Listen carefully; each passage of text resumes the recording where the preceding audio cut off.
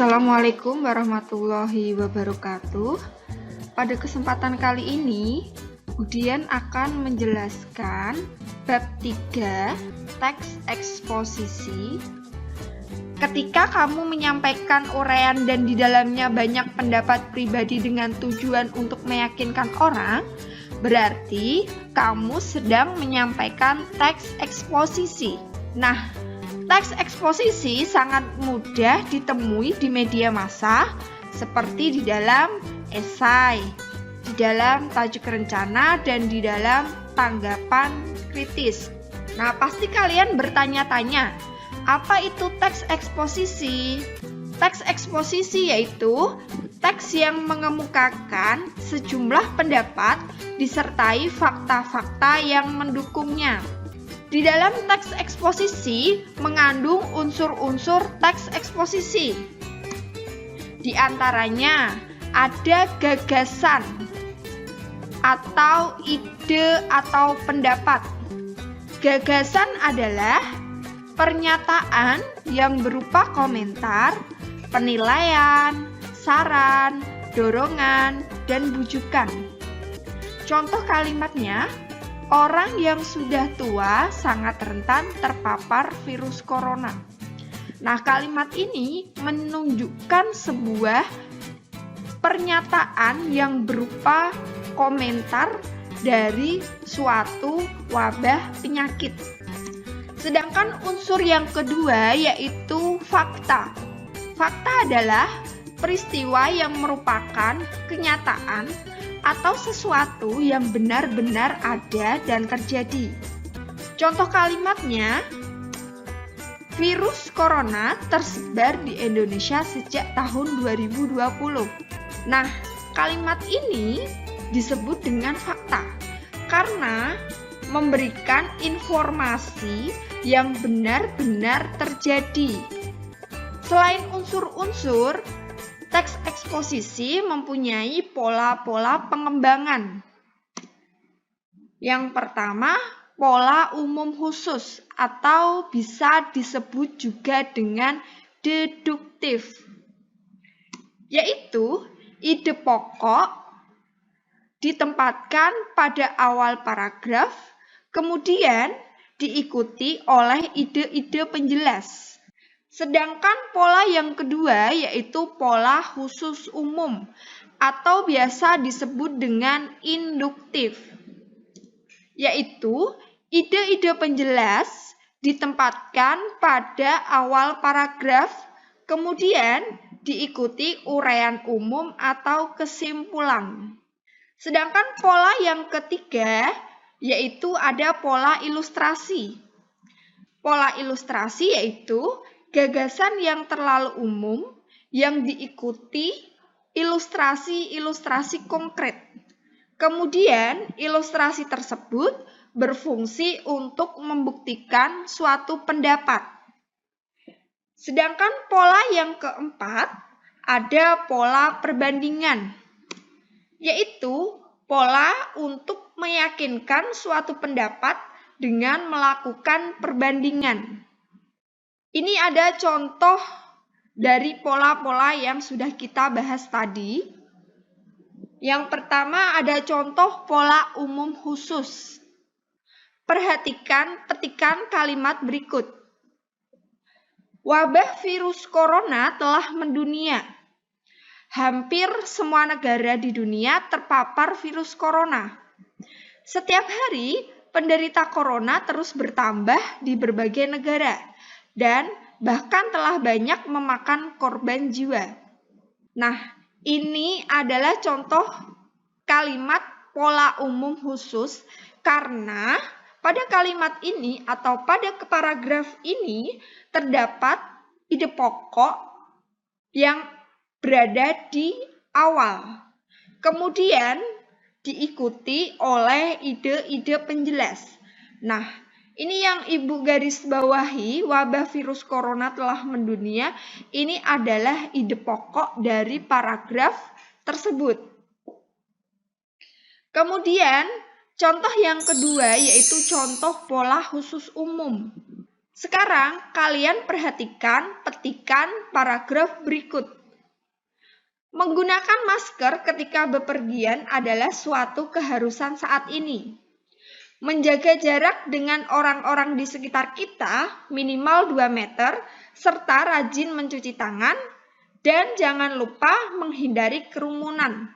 Hal tersebut merupakan anjuran pemerintah yang harus kita patuhi untuk mengurangi penyebaran virus corona.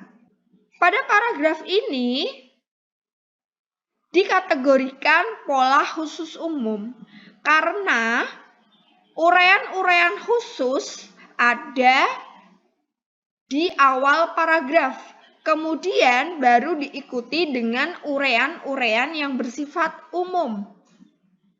Pada kalimat yang Budian garis bawahi ini adalah ide pokok atau uraian umum.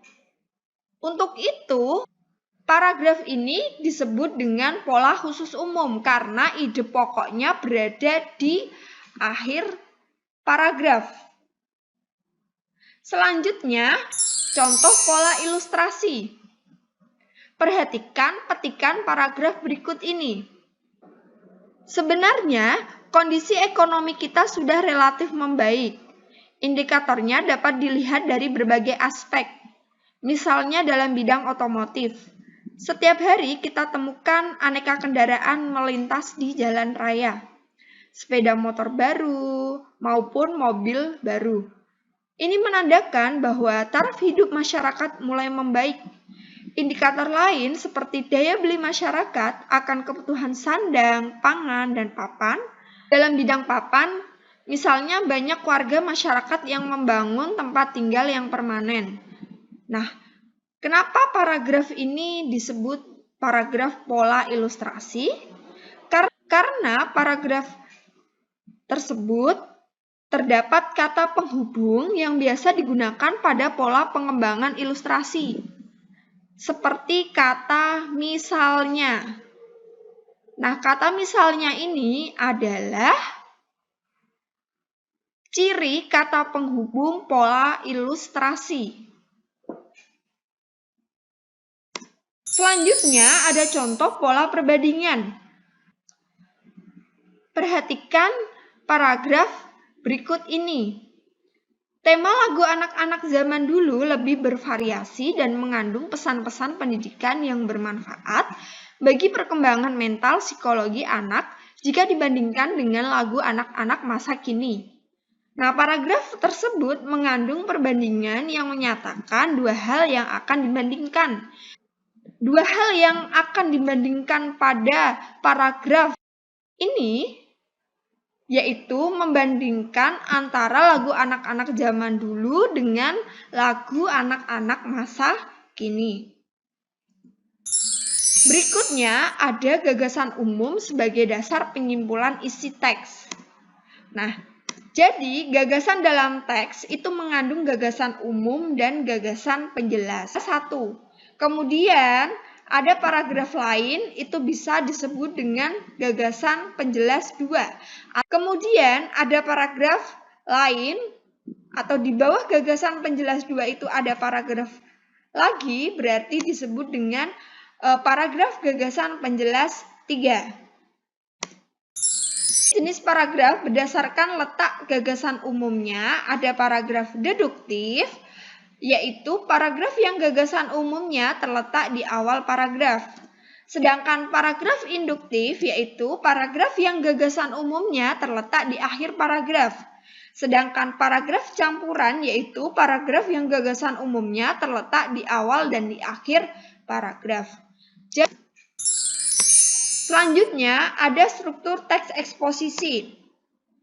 Nah, struktur teks eksposisi ini dibagi menjadi 3, yaitu ada tesis, ada rangkaian argumen, ada penegasan ulang. Tesis ini memuat isu, permasalahan, dan pandangan umum dari teks tersebut. Sedangkan struktur yang kedua yaitu rangkaian argumen. Nah, rangkaian argumen ini berisi tentang pendapat-pendapat dan fakta yang mendukung dari pendapat tersebut. Sedangkan struktur yang ketiga yaitu penegasan ulang. Nah, penegasan ulang ini berisi tentang simpulan atau rangkuman dari teks eksposisi.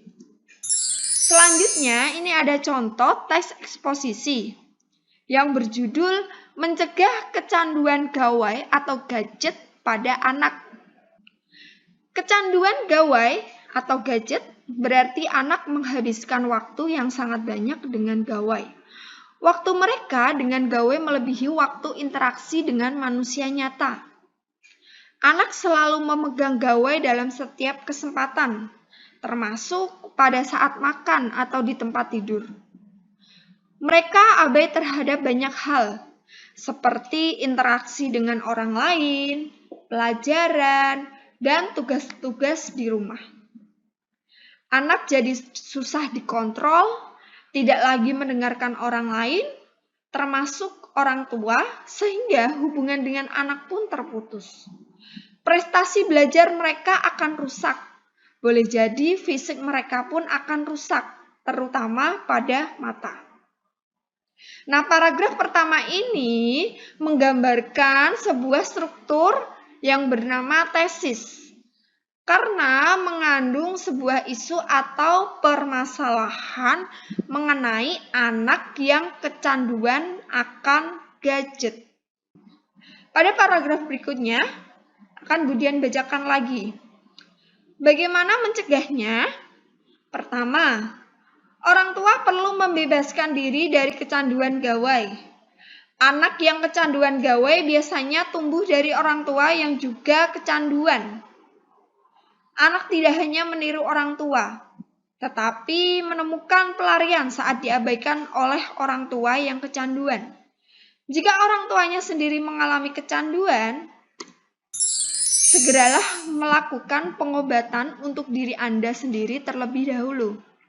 Hal ini terpenting yang dapat dilakukan orang tua untuk mengatasi anak yang kecanduan gawai atau waktu sebanyak mungkin untuk berinteraksi dan memberi perhatian kepada anak. Kedua, mengajak anak melakukan aktivitas bersama, misalnya bermain, memasak, olahraga, bercerita, atau sekadar bercanda. Banyak orang tua yang mengeluh karena sulit menyuruh anak berhenti dari keasyikannya dengan gawai. Mengapa demikian? Karena hanya disuruh.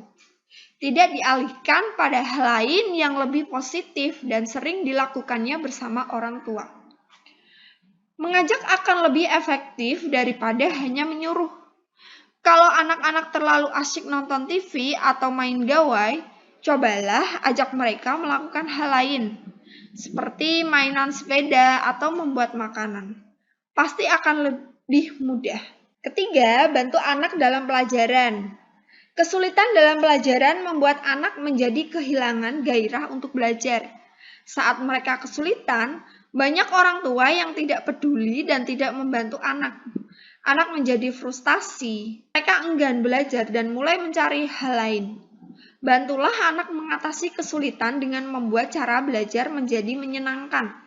Manfaatkan internet untuk melakukan eksplorasi yang membuat pelajaran lebih menarik dan mudah dipahami. Keempat, perhatikan batas umur anak. Jangan berikan penguasaan gawai untuk anak yang belum cukup umur. Demikian pula dengan menggunakan akun media sosial misalnya. Tetapkan batas usia minimal 13 tahun untuk menggunakan suatu media sosial. Jangan langgar batas itu. Kelima, beritahu anak tentang pengertian internet, manfaat, dan kerugiannya. Tidak cukup sekali, tetapi harus berulang-ulang agar anak paham dan sadar terhadap tindakan yang diambilnya dalam menggunakan internet. Keenam, batasi dan minimalkan waktu penggunaan gawai oleh anak-anak secara ketat. Biarkan pula agar mereka mengaksesnya di ruang terbuka, misalnya di ruang keluarga yang berada dalam jangkauan pengawasan. Dan jangan biarkan anak-anak terbiasa main gawai di tempat tersembunyi. Jangan biarkan mereka main gawai saat orang tua juga tidak berada di dekat mereka. Nah, ini mulai dari bagaimana mencegahnya, kemudian ini sampai dengan yang ke-6 atau paragraf yang ke-6 ini dinamakan struktur rangkaian argumen. Jadi menandakan sebuah argumen-argumen dari si penulis tentang mencegah kecanduan gawai atau gadget pada anak. Kemudian yang terakhir atau paragraf terakhir ada paragraf penegasan ulang. Nah, kemudian bacakan.